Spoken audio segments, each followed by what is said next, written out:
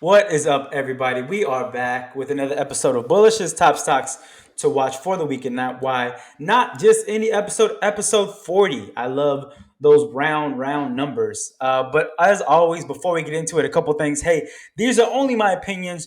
Do your own due diligence. This is really equal parts entertainment and education. It's fun for me to do, but this is not advice. This is just kind of what I'm watching and maybe even what I'm playing for the week. Also, hey, give us a sub here. Help me feel good about myself. Give us a thumbs up. Also, real underscore bullish. Wherever you get your social media poison, Instagrams, Twitter, stock twits, wherever that goes down. But also follow realbullish.com. Sign up for our newsletter. I'm still giving out for every 50 people that sign up, doing a random drawing. Giving, I don't have my shirt right now.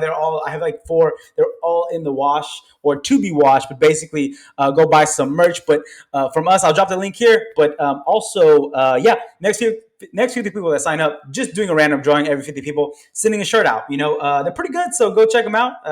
But also, yeah, go sign up for our newsletter. We're doing some fun stuff there in the near future for that. I keep saying that. I just haven't found the time to really get in there. But let me tell you, I got some really good ideas, really good plans for when I reach that number of people that it's like, okay, now it makes sense to go. We're about to go, and it's going to be a lot of fun. I'm not going to spam anybody, but it's going to be really cool, I think. But anyways, let's get into it. Damn it, I didn't start my timer. I try to keep a timer on myself to do things in 20 minutes or less. Let's try to go. All right, I'm going to be watching a few things this week. I took last week off in terms of a show. I found myself behind the curve in terms of learning what was playing on for the week. So this show actually helps me prepare myself for the upcoming week and have a plan. I don't want to watch 20 stocks, 30 stocks. I want 5 to 10 really good ones where I have a thesis why I'm going to get into it. I have to know where my stop loss is going to be, where my profit taking is going to be, and how it's going to play out, right? So this is kind of helping me with that. And I found that last week I didn't do that as much because, it was Halloween. I was having a good time and stuff. Want to take the day off. But also I was kind of behind the curve. I ended up playing some really good moves,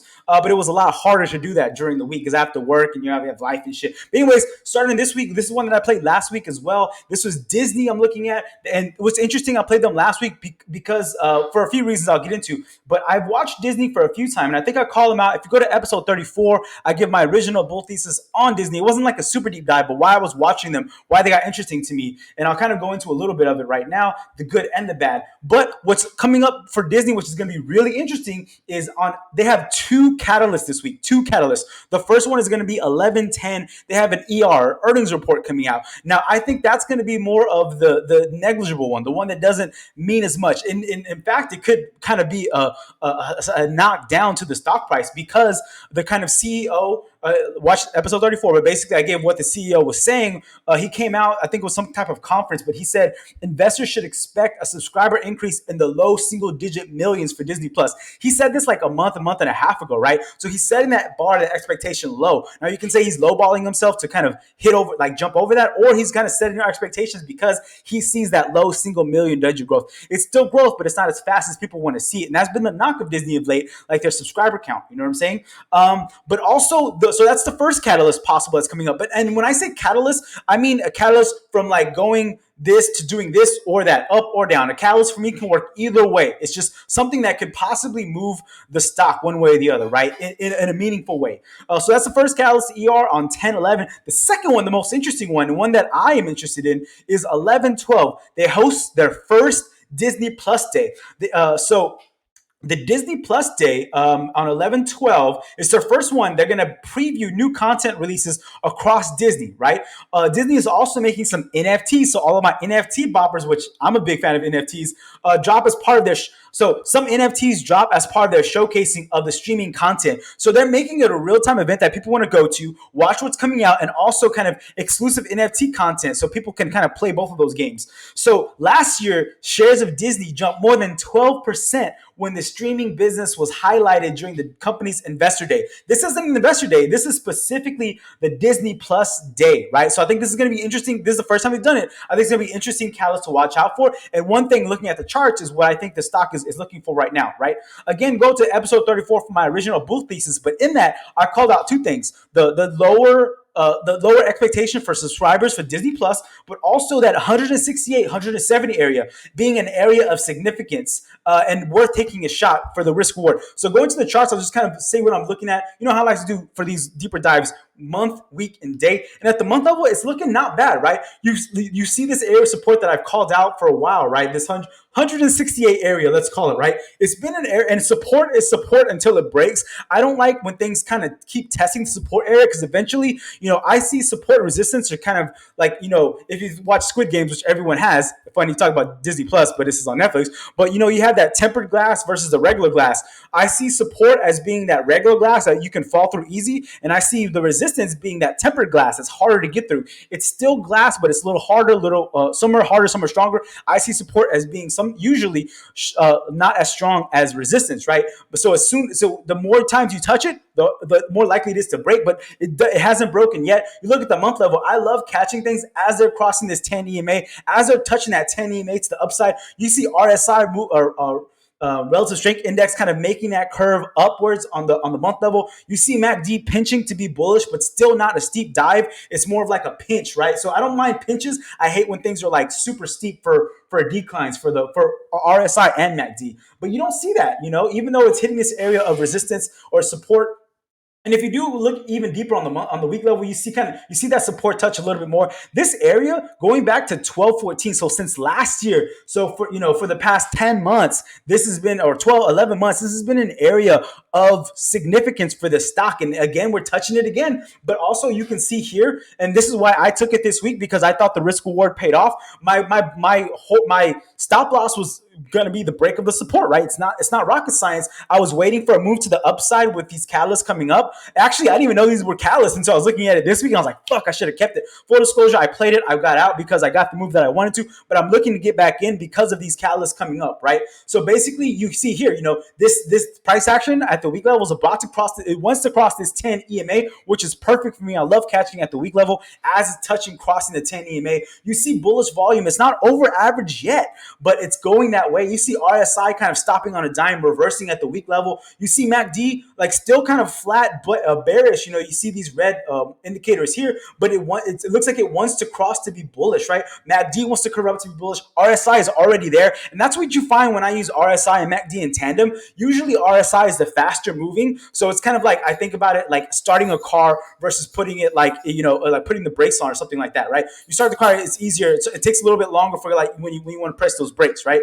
I have a manual, so if I put it on first gear, the motherfucker's gone. So that's kind of how I think about it, a manual transition. But anyways, if you look at it also, so one's faster, one's slower moving. That's how I think about it. But also what I love about this, if you look at the day level, and this is exactly what I was seeing, it was touching this area that I called out previously as being 168, 169, whatever, as being an area of significant support. And that's exactly what I saw here. I slow bought this motherfucker. Basically, I think I looked it up. I bought this 9 times last week when I did my journaling. I journal for trades at the end of the week. But basically, I saw that I bought this 9 times, smaller amounts throughout the week, to kind of get the position I wanted to. Luckily for me, on Friday, you see this huge jump up. It hit the price target I was going for, and it worked out for me. But I sold it because it didn't break out of this area of resistance that I saw. I had already had this area planned out here. It closed under it, so I was getting out, right? But I totally have a plan to get back in. If it can take out this area of 176.05, if it holds that area, at an end of day, I could see this being a really interesting play for the long haul. I hope it sells off and I get it close back to this 168 area, but that'd be the best scenario for me. But if it does break and hold this area on those 2 catalyst drivers this week on the earnings and the Disney Plus day, I think that could be a really interesting thing to hold on to for a while. And it's Disney. People are looking at the Disney subscriber growth and saying, oh, it's shit. It is shit, but it's still growth, which is what you want. But also think about Disney. They're a reopening play as well. These parks are going to be open. I think they were only at 30% capacity, for the longest time. They just like had that whole thing in China about like the Shanghai Disney, like locking people in. They have like, we're still in COVID. It's still a thing. We should still be careful. But at the same time, Disney is a stay-at-home and reopening play. You kind of get both sides of that one there. All right, the next one I'm going to look at, and this is a play for me that I saw that I've called out. Again, I've called this one out before for a reason. I called Alcoa, and this is Alcoa AA. They have a virtual investor day on 11/9. 11/9. So I believe that's on Tuesday. So they have a virtual investor day where they're going to discuss what will cover Alcoa's markets, operations, strategies, current and future technologies, and capital allocation. So they're going to get a really deep dive into what their plans are for Alcoa. And there's a reason I'm calling these out specifically, and I'll get to it. But also, if you go to Seeking Alpha, I love Seeking Alpha. It's $30 a month. I was just texting some friends that do it too, that invest in shit. And I was like, hey, Seeking Alpha is like, for me, the thing, like the payback that I get from my $30 in Seeking Alpha month over month is negligible to like what I get from them. I'll give them $30. They give me so much more than $30 in terms of knowledge. But anyways, Seeking Alpha, Alcoa AA is in their top 2% of all material stocks. I think there's like 157 to 200 material stocks that they cover. This is the top 2% company. Also, so that's super interesting to me. Also, so if you've been looking at the news, the smaller infrastructure bill passed. I think it's like $1.2 trillion. So I believe it's on the president's desk to sign. It passed the Dems. They kind of came together because they got scared of what happened on the East Coast with all like the smaller elections going on over there. But anyways, they got it together. They passed a small infrastructure bill. I think there's a second one. I'm kind of hazy on how they split it up, but still they passed it. It's on President Biden's desk to sign, and that's going to be exactly the industrial play. That's going to be exactly the infrastructure plays. All those like steel, all those railroad, all those whatever that goes into make your infrastructure in terms of even broadband and security are going to be really interesting plays and an interesting catalyst. And that's why I came back to look at these again. But anyways, so I called this originally out, I believe, on episode, I forgot which episode it was, but basically I think it was episode 38 or 37. I called it out twice because they had 37 and 38. I called these out originally, Alcoa, for their earnings play, because they were going to have a really good earnings beat, and they fucking did. And you see the spike here. But so earnings for them, I think a month and a half ago, they had an EPS of $2.05. That's a beat on 15%. Their revenue was up. It was 3.1 billion in the quarter. That was up 6%, and they had a huge move on the back end of that, right? So you see it at the month level here, right? You see kind of where I called it out originally and played for the pop, but basically this was making higher highs and higher lows at the month level. That's all you want. That's what you want for a company: higher highs and higher lows at the month level. Overall, that big bullish trend is there. You did see, last month some profit taking because of all you can't keep raising. You're gonna have to come back to earth eventually, and that's what I was watching for it to come back to earth, find support, and then play it again, right? So I played this already, I think once or twice, but at the month level, you do see it kind of rising. It's hitting this area of 70, like I said, 70 or 30 or 2 areas of possible correction. It's hitting that 70 area. We'll see how it works on that at the month level. It's a little bit far extended off of this 10 EMA. Like I said, I like to catch them a little closer, so I want to see this 10 EMA catch up, but I think this is going to be interesting catalyst to come on. Okay, where I called it out originally is this little arrow. You can't see it here, but you'll see it at the day level. I played this for the break of the earnings, and it didn't disappoint me, but I played it. It didn't break this area that I wanted to for price target, so I sold it, and hopefully to come back. That's how I play. I play pops, and once the thing pops, I don't expect it to keep on popping. I'm going to sell, get my profit, and come back at a lower price point, or hopefully the same place that I bought it, and that's what this is giving you, an opportunity to get back into it, right? So at the same time, at the week level, RSI is kind of flat to picking up. MACD is still kind of between bullish and bearish, just kind of deciding where it wanted to go. But like I said, RSI to me is that quicker moving. MACD takes a little bit longer, but it shows it's like a coaster though, like, so when, you can see it kind of take a lot longer for that to react to price action. So it's like a longer term effect of either speeding up or slowing down. But like I said, this 10 EMA, I love catching things as they're crossing, right when they're over, not when they're too far extended, like here, but I like to catch them closer. And that's exactly what it's giving you a chance to do, is catch it at the week level, closer to that 10 EMA. The day level is kind of where I showed. So I called it out originally here at this red marker. Hopefully you can see, I can get maybe a little closer. I called it out originally here for the earnings play, and it did what I wanted to do. It popped over this area of breakout. It didn't actually break out to the price target that I had already kind of identified, so I sold it, but I was selling it for a way to get back in. I think this is exactly what it gives you, because over the last month and a half, it really just beat earnings, right? It beat the shit out of earnings. It's a top 2% stock on the materials sector, and it has an infrastructure play coming back on it. So, and then it fell back to this area of pre-breakout, pre-ER breakout. That's just giving you another opportunity to get into it, in my opinion. And so that's why I'm going to really be watching it on Monday morning to kind of jump into this one again, because you're going to have all the infrastructure catalysts coming in. And this is an area of support, right? So you have 1, 2, 3, 4, 5, 6, 7, 8. You have about 10 days just recently of it really trying to test this area, giving you a chance to get into it for that play up again, right? You stocks are kind of, it's all wave theory. Things are gonna pop, things can come back down. I love selling when it pops and buying when it comes back down for the right stocks. I'm not doing this for every stock, but this one specifically because it beat so much and it's coming back. And at the RSI level, you look at the day, this RSI was kind of dipping down. 30 and 70 are two areas of correction. This is at 50, right? So it's not too far extended. It still has a lot of legs on it. And that D at the day level, that D is still like coming, rounding out to be bearish or bullish as well from a bear. It was bearish. You see all this red marks. You see this area coming above that. That's exactly this blue line going above this yellow line. It's exactly what you want. That's exactly what it's doing right now. All right, I know I went super in depth. I got a few more to play, but I'm not going to go super in depth with these, but I wanted to definitely cover them. One of them that I'm covering is still ones that I'm watching, but I haven't, I like to give like a little more in depth, but then a kind of couple like lighter ones that I don't have to go into. But in my newsletter, I'm planning on going in depth on all of these. It just takes time to write that because it's just me. But anyways, me and the dogs. Yeah, he's like chilling back there. Can you see this dude? Miyagi chilling. What's up, Miyagi? Say hi. Okay, he doesn't care. It's just me and Effa and Jane trying to like writing this shit. So if you see typos, it's the dogs, it's not me. But anyways, so Facebook or Meta, however you want to say it, is the meta play for me. I'm looking at ways to play Meta because I think that's going to be an interesting area of expansion in the foreseeable future. I chose Facebook for a few reasons. I watched Unity. I looked at Unity, Roblox. I looked at all these plays, and they're all different areas of not good, not the primary thing I wanted to look at right now for a few reasons: charts and earnings and valuations and stuff. Facebook's a little bit shaky, but I enjoy a few things about Facebook right now. I like that they broke out of this downward trend, which I'll go into it now.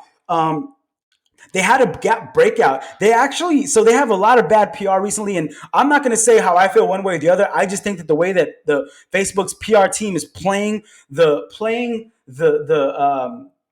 bad PR is masterful because they changed the whole narrative. Like they're doing whatever they're doing to make money. I get it. But at the same time, they came out in that exact same week and said, hey, now we're Meta. Now we changed the narrative from being something negative about our business practices potentially to being about what we're going to be into the future. I just thought I'm in marketing, so I enjoy like when a company uses investor relations and public relations and marketing to kind of change the narrative about their company. And that's exactly what Facebook is doing right now. Even though they had bad earnings, they had a few bad catalysts, one after the other. One, it was just being a less than great earnings report. So I'm not calling this out for the earnings. I'm calling out for what it can be in the future. But also they had that bad PR. That shit was just coming out of Facebook files or some shit like that. But anyways, what I was watching with Facebook, this is the other one I played last week because I was already kind of watching it. I was watching it for a breakout of this descending, like you see this descending resistance line here. It's always bad. But once it starts breaking out of that, which is exactly what it did, it makes it interesting to me. I actually played this incorrectly, but I fixed my mistake, which I never a proponent, like don't fix your mistakes. But I knew that when I took the YOLO on this, that I was gonna have two plans. I was gonna play for the breakout of this area, which 11-12, what day was that? It was like Monday or some shit.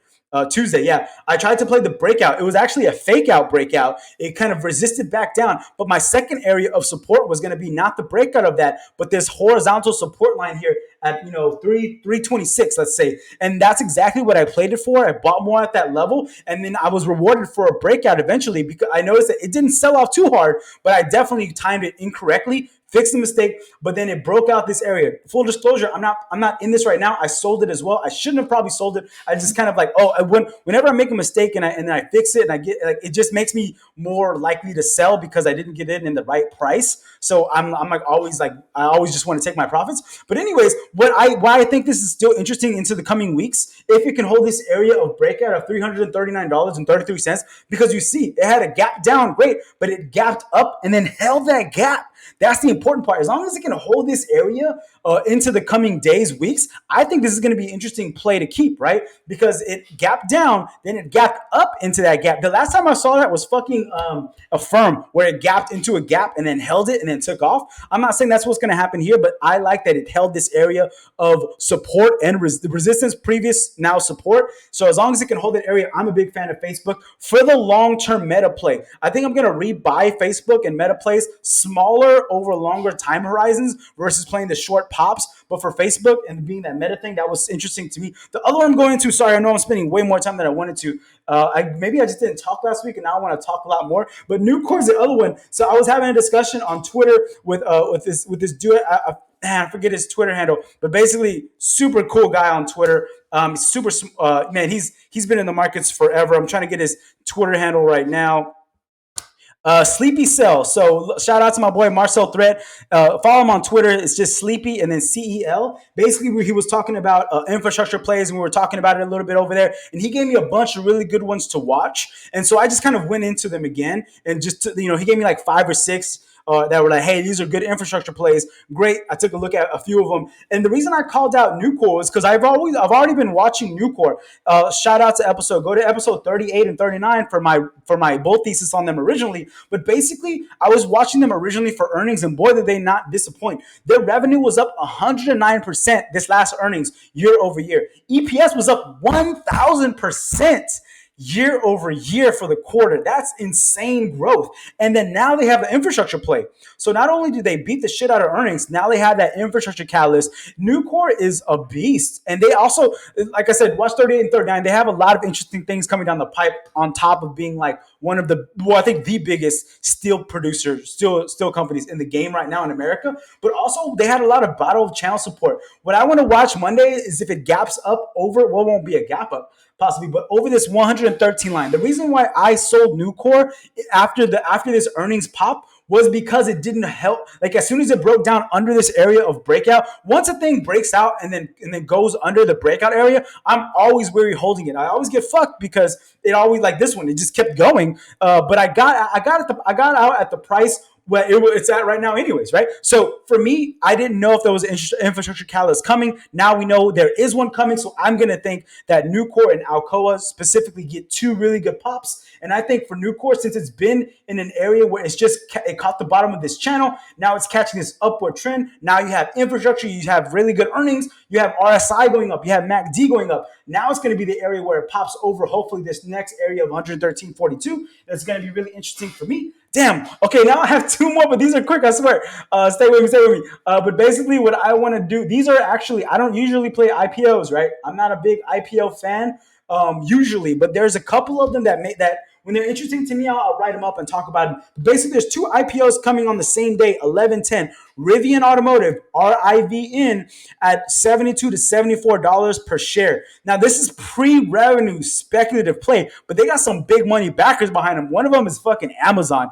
Amazon believed in this company so much, they invested in them. This is a truck EV play. I think there's smarter ways to play truck EVs like Ford, possibly, right? Getting in there. But Rivian was a company that I've been a fan of for a while now. Since like I saw that Amazon was investing in them, right? They're a really interesting company. They're just at that price. When I looked it up, $72, $74 a share for a pre-revenue company. That's a lot harder to swallow, but I think it's interesting to watch for a play. The more interesting one to me is Expensify, EXFY. This is supposed to start at $23 to $25 a share, right? The revenue when they did their S1, when they went public, or they're going to go public and say, hey, these are our financials. When they looked over the first quarter of 2021, their revenue was up 60% year over year. This is not pre-revenue company. This is a profitable company coming in at $23 to $25 a share. I actually put my bid in it. I usually don't play IPOs like this, but I actually already put my bid in for a pre-IPO launch price to see if I can get it at the price I want to. I'm not going to tell you the price I'm going to, but it's not the $25. I'll tell you that. But it's under. If I can get this under $24, I think it's going to be a really interesting play, not just for the next day, for the next week or month, but for the long haul. If you've ever used Expensify, which I have at 3 companies now, it's great technology. I love using it. Expensify has a really good company culture. I was actually looking at jobs over there a couple years ago, and I just didn't find anything bad about Expensify. So now them coming public as a company, even though I never got the chance to work there yet, I think that it's going to be a really interesting company to invest, because you're investing in the culture, you're investing in not just a pre-revenue company, a profitable company at a really interesting price point at $24 to $25 a share. Those are the ones I'm looking at this week. I really appreciate you sticking with me. I think it's already like 25 minutes. My timer's at 22 minutes, but I think I started a little bit late. Everyone have a good one. Again, run through them real quick. Disney, Alcoa, Facebook, Nucor, 2 IPOs specifically, Rivian and Expensify. But the reason I brought up this Q chart real quick is because for the past 3 weeks on the Q levels, QQQs, which follows the NASDAQ, we've had, look at this chart, going up and up and up been up farther away from this 10 EMA. So this might be an interesting week because we saw it now. It's at the tip of the top, all-time highs. You see this red, almost big doji candle here. You can get into it. You see a little bit more. You see this red, this not huge red candle, but a red indecision candle here. So it could be an interesting time for the markets to kind of take a breath, take a breather before the glow up into the end of the year. Everyone have a great week. Everyone be blessed. Good luck. Peace.